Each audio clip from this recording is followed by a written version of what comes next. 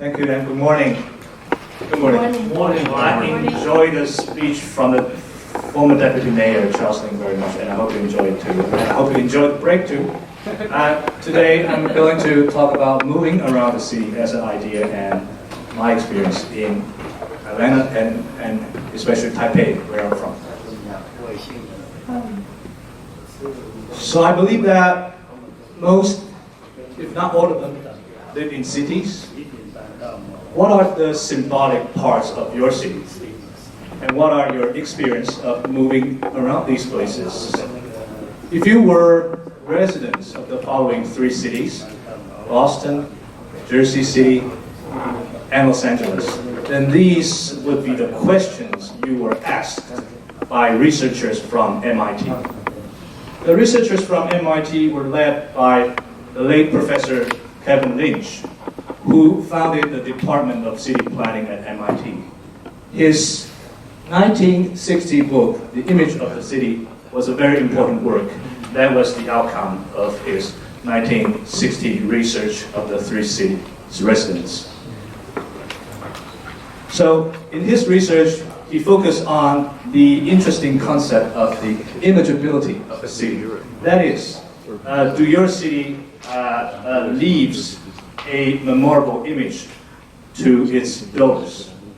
So he and his team chose three different cities, both on the east coast of the US and the west coast of the US for the study. And in each of the cities, between 15 and 30 city builders were interviewed with questions. There were both verbal questions and graphical questions. The verbal questions asked the interviewees to list the symbolic things when they hear the name of the city, and also they were asked to come up with a list of parts of the city that they think they feel to be the most distinctive. And for the graphical questions, they were asked to draw. They were asked to draw city maps that shows the most important features of the city. And on this map, they are also asked to draw imaginary trips through the city so that it gives the idea of the overall structure of the city.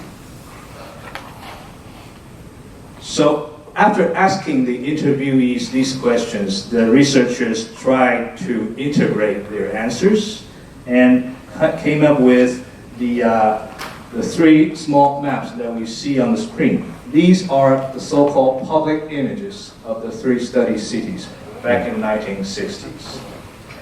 So looking at these maps, you must wonder, hey, if we apply the methodology of Kevin Lynch on Atlanta, what would that be? What would be the public image of this city? Well, unfortunately, I didn't have the chance and I didn't have the time to do a similar interview in the city. So what I do is to take myself as an interviewee and to go from my perspective to see that if I am asked to draw a city map of Atlanta, what would that be? But, okay, so before I draw that, I should figure out the central idea of Kevin Lynch, right? So Kevin Lynch, after he did his research on the three cities, he came up with the idea that there are actually 5 elements that make up our perception of the structure of the city. So there are paths, edges, districts, nodes, and landmarks. I think, so to briefly explain them, paths are just roads, streets, highways, and all the corridors we move along. And edges are boundaries that exist between different areas in the city. And a different area in the city are the so-called districts. Districts are areas that have common features within them. And then you have the nodes. Nodes are the focal points of either paths and districts. They are the strategic, very important locations. And then lastly, we have landmarks, which are very obvious buildings or apparent natural features in a city that people find it easy to spot. So I keep these 5 elements in my mind, and I try to study Atlanta from my own perspective. So I was curious what would I have if I put the word Atlanta in Google search. So when I search for Atlanta, you have these images of all the skyscrapers in the midtown and the downtown areas of the city. But if you remember that Kevin Lynch and his methodology of research, you must think that, hey, this is not that really existed as the public image of people who live in the city or who visited the city, right? So as a first-time visitor to the city, I draw a map like this. This is a very personal perception map. So I mean, in the middle of the city, you have such an S-shaped highway number 85 that goes through the city, which connects the airport where I arrive at the city and the Marriott Northeastern Hotel where I stay. So yeah, but this corridor is very important. It not only goes through the downtown area, but it also kind of separates the Georgia Tech area and the Midtown area and go all the way north to the Emory area. And inside the downtown area, I found that the Centennial Olympic Park is an especially important area with its own characteristics. And it was actually the first tourist attraction I visited in the city. And to the south, there's CNN Center, which for me is a very important landmark in downtown area, not because of its height or its architectural style, but because of the bright red CNN logo on top of it, which makes it very easy to find when you are trying to find your way in the city. And then to the north of Midtown, there's the beautiful Piedmont Park. And from the Piedmont Park, it's possible to walk your way south through the Beltline East Side Trail, where I visited yesterday. I went to two very important and interesting street markets. And then, of course, you have the Dr. Martin Luther King Center, another landmark. So this is my image of Atlanta, and if you find it interesting, maybe you can draw your own on your paper. But so Professor Kevin Lynch went on in his book to study the idea of city form based on the results of his research on the imaginability of cities with the interviews. But I'm not going to go further into that idea because today our focus is moving around the city, and I'm from Taipei, so instead of talking more about this city, I would rather talk about the city where I'm from. So I will be more trusted by you. For moving around the city, of course, all of us are moving around the city every day, but I'm going to focus on pedestrians and public transit users. Why is that? Because in the city, you don't only have people who live here, you also have people who visit, like me. So you both have residents and the visitors. And for the visitors, we don't have our private cars to drive in this city, so we need to rely on either walking or taking the public transit. And even for the local people, not every person has their private car to drive. Especially for the young, for the very young, for the very old, and for the very poor and sick, driving their private car is not their daily life of transportation. So I want to focus on pedestrian conditions and the public transit conditions that actually affects everybody's life.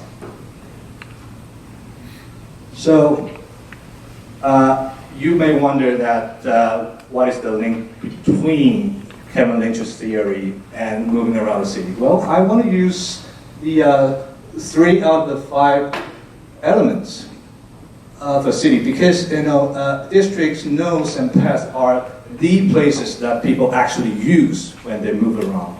We don't use edges to move around because they are just borders, like the rivers by the city, which we don't really use them to move along. And also we don't really, and most of us don't really go into the landmarks. So I'll focus on districts, nodes, and paths to study moving around in Taipei. And when you put the word Taipei into Google search, again, you get a lot of pictures about the tall buildings, especially the most important landmark building, Taipei 101 Tower. But this is not the point of my talk today. My talk today is that when you look at the greater area of Taipei, you will find that a landmark is just a tiny dot in the east corner of the city. But our focus will be on the larger area, and I will focus my discussion on the center city, which is surrounded by 2 rivers. So 20 years after Kevin Lynch's book, 2 researchers in Taipei did their research that pays a tribute to Kevin Lynch. They are Zhuzhou Xia and Tingfen Ye. One was an associate professor at the graduate school of urban planning at National Taiwan University. The other is a student of his.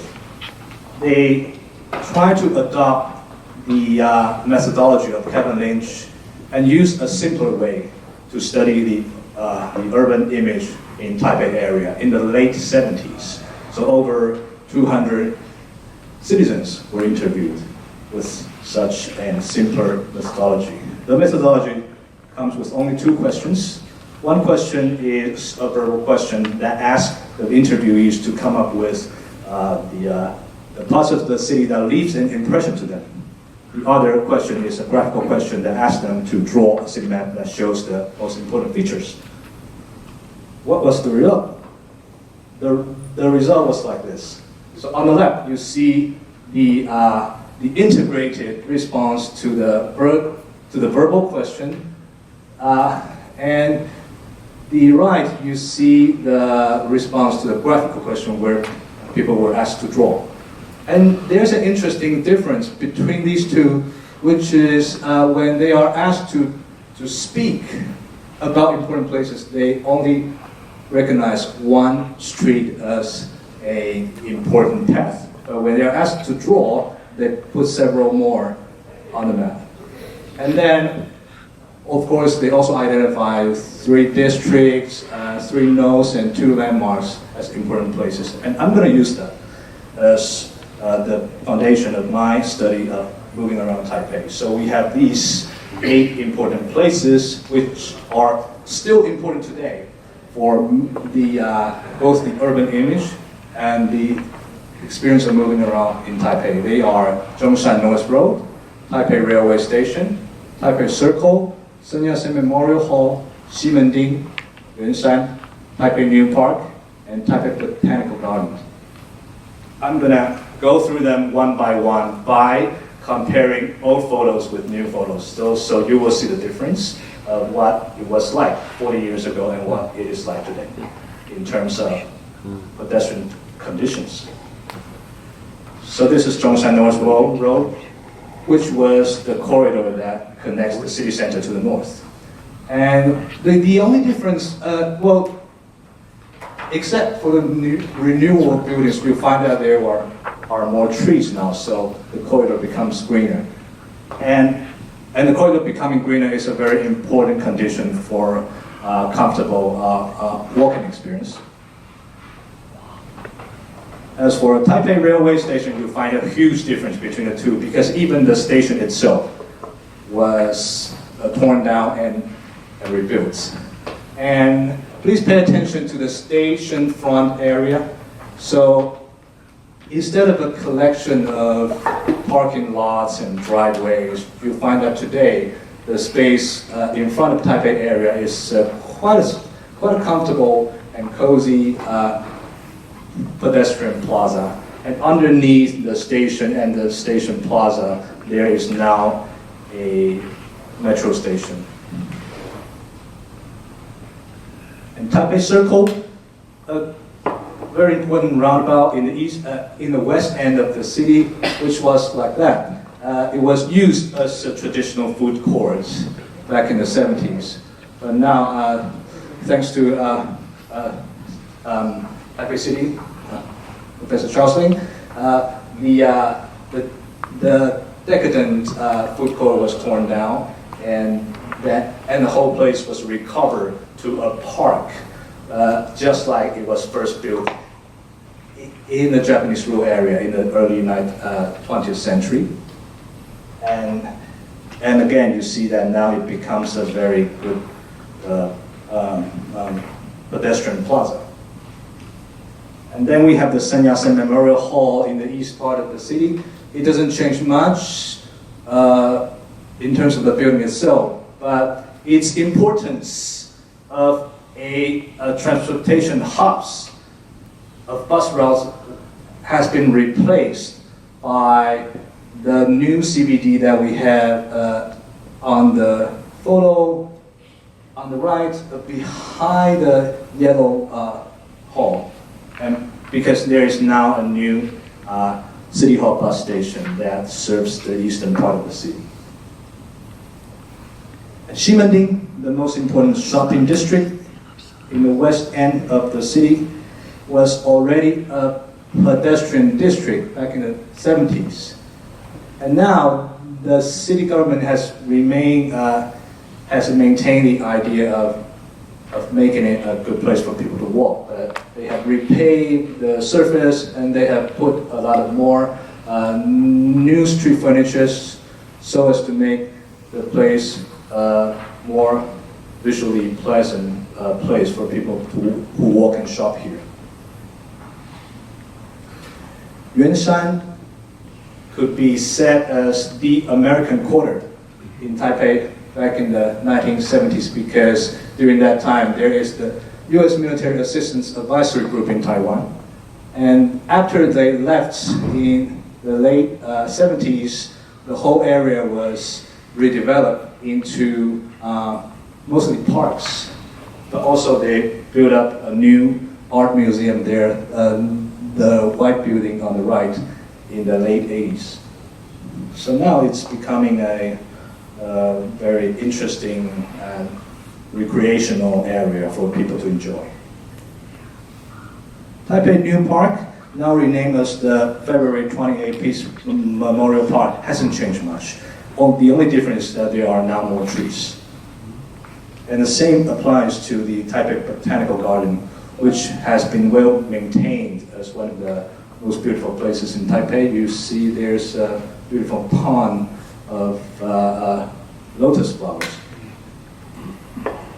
So after briefly studying the 8 key places in Taipei, we can observe some general trends, and also there are some issues that exist alongside them. One is that we now have more and better pedestrian spaces, but sometimes they are just intruded by motorized vehicles, especially for the sidewalks.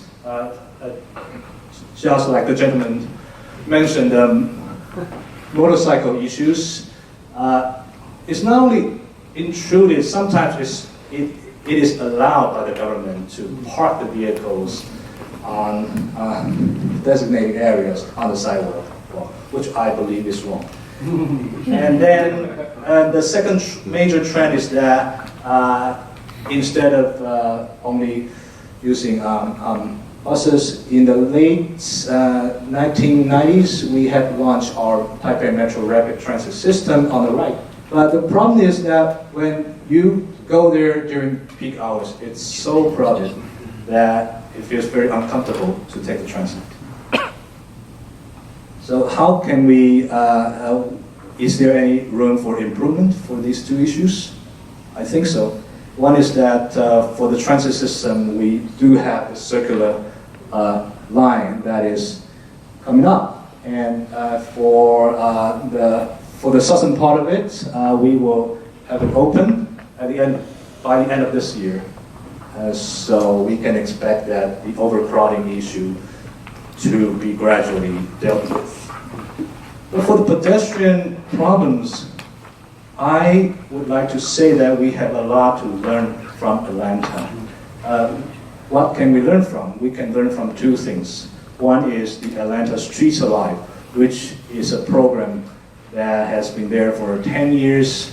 So on 3 separate days in the year, some streets in the city will be closed to vehicular traffic, and they will be open to people who walk and who ride their bicycles, and there will also be some street markets to enjoy. And I believe that this is a very useful street experiment because it will shift people's idea of the road being only a space for the cars.